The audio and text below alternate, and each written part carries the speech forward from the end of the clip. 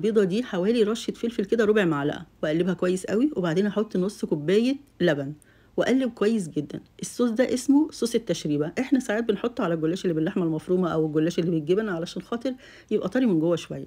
وهسقيها زي ما انتوا شايفين كده بالمعلقة، هحاول ادي كل واحدة كده حوالي معلقتين.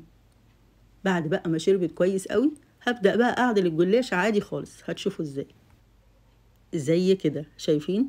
بكده بقى ابقى ضمنت ان كل واحده من الجلاش دي شربت كويس قوي من صوص التشريبه.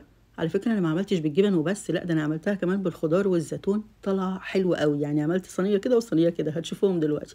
بس هنا عايزه اقول لكم ان انا بدهنها بقى برضو دهنه سمنه كده من على الوش عشان تاخد اللون الذهبي الحلو. وبعد كده بقى هدخلها الفرن. هيقعد قد ايه؟ يعني هيقعد حوالي تلت ساعة، نص ساعة لخمس دقايق. انتوا تراقبوا شوية كده تشوفوا لو هو من فوق ومن تحت احمر، خلاص طلعوه على طول وهيبقى زي الفل. وعايزة اقول لكم اللي بالخضار كمان طلع حلوة جدا، ريحتهم حلوة، طعمهم جميل.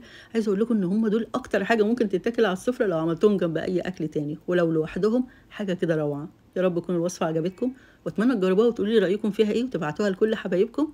والاهم من كل ده ان انتوا تصلوا على النبي زي كل فيديو، ونفكر بعض كلنا عشان ناخد اكبر حسنات ممكنة. والف هنا وشفا.